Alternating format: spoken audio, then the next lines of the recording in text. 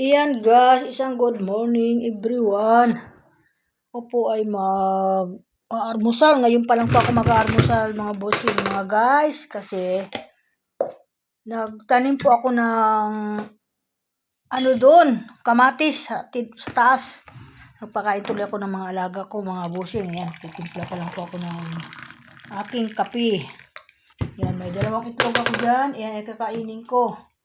Yan mga guys. At buns. Ayan, buns. Ayan po. At grabe guys. Ayan. Sumasama na naman yung aking pakiramdam ngayon. Sinusumpong na naman yung aking nararamdaman. Ayan.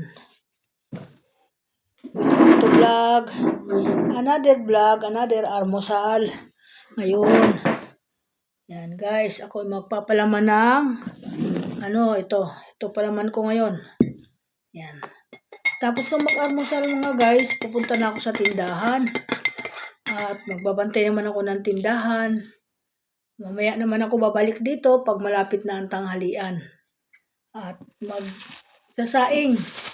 Hindi ko alam kung anong ulamin namin. Bibili na lang akong luto siguro. Bibili na akong luto doon sa bilihan. Kasi guys, kung magluluto pa ako, hinahabol na naman ako ng pagod. Grabe.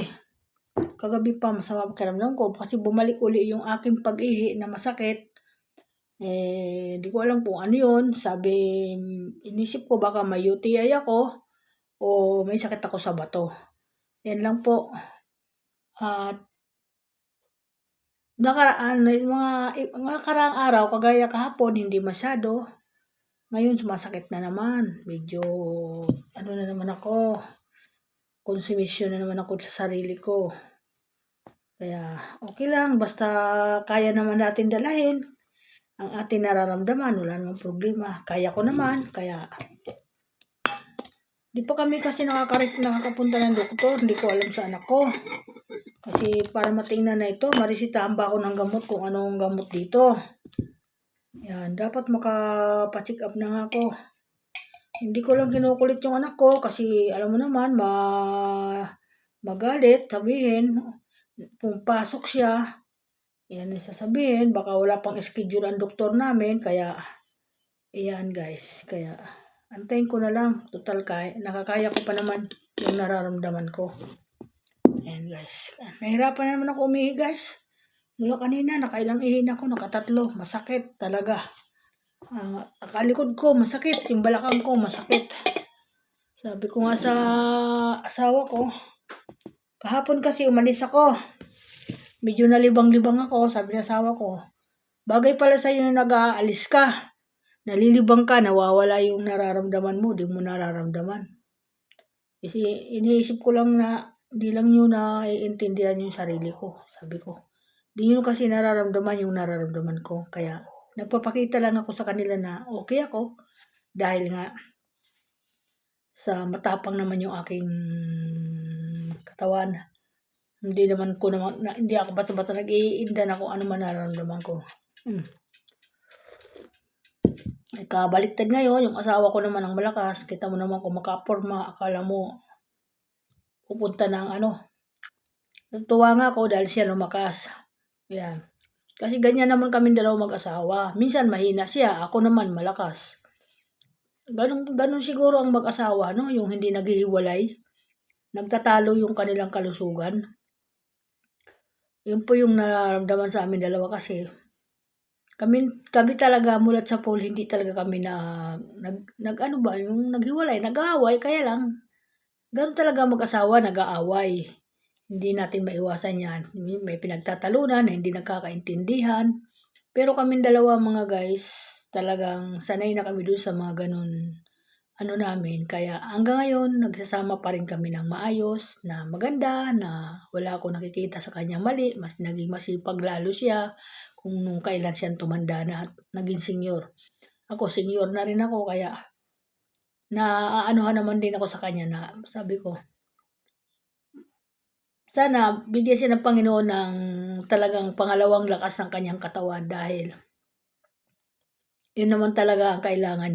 Kasi siya, nagtitinda siya sa labas. nagta-tricycle. Kailangan niya yun.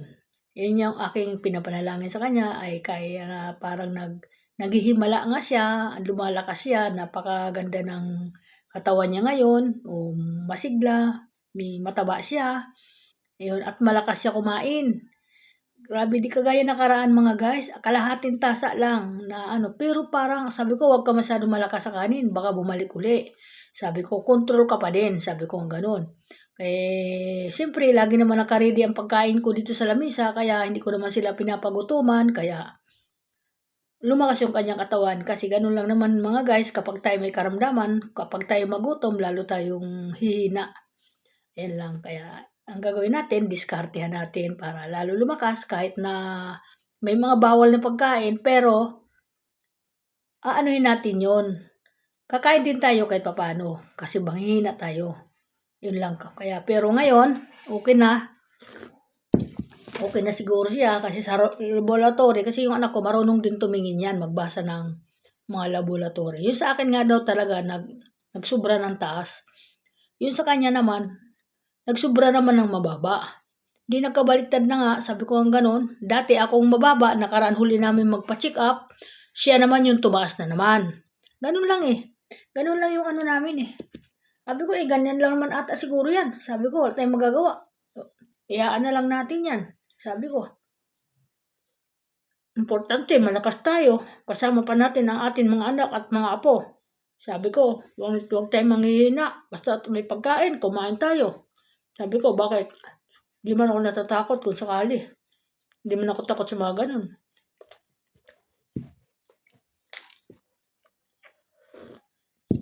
Okay, welcome to vlog. Ingat ang mga anak ko, ingat ang mga apo ko. Tapusin ko muna yung aking almusal at pupunta na ako sa tindahan mamaya. Maraming salamat sa mga follower.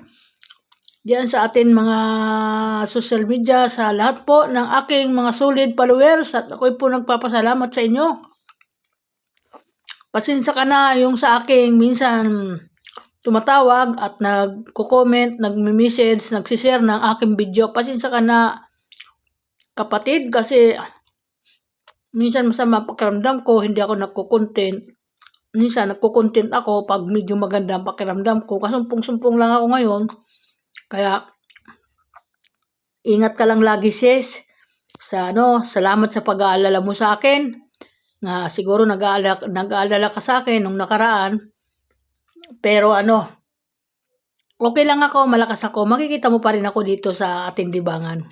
Huwag ka mag-alala kasi lahat ng mga nagsisiporta kay Nanay Linda, love ko kayo lahat. I love you too. I love you so much sa inyo. Ingat lang kayo lagi. Alam mo naman tayo, dito lang tayo parang nagkakalapit-lapit sa ating social media. Hindi nga lang tayo nagkikita-kita. Pero, mali mo, darating ng araw na magkaroon tayo ng, ang Panginoon na gagawin, na makita-kita ba tayo kung sino man, kung ano ba talaga sa personal siya, ano bang kaugalian niya, ganun. Yun lang po. Kaya ako, di ko muna inaano yung katawan ko kasi medyo mayroon ako karamdaman, kaya ganun. Maraming salamat. Bye-bye. Ingat ang lahat.